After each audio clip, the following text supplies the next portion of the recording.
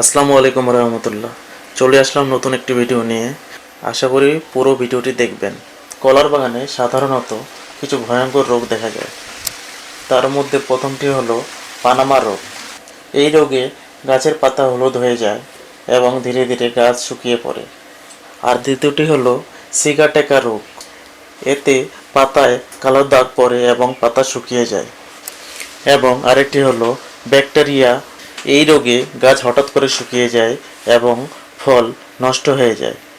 সাধারণত এই রোগগুলোর প্রতিকার করা যায়, যেমন রোগে আক্রান্ত গাছ দ্রুত তুলে ফেলুন, জমিতে পানি জমতে দেবেন না, ভালো মানের চারা বপন করুন এবং প্রয়োজন হলে ছত্রাকনাশক স্প্রে করুন। পরিষ্কার রাখুন। আপনার কলা বাগানকে বাঁচাতে হলে এই নিয়মগুলো মানুন। ভিডিওটি ভালো লাগলে লাইক, কমেন্ট এবং শেয়ার করতে ভুলবেন না, কারণ আপনাদের জন্যই আমরা এই ভিডিওগুলো তৈরি করি।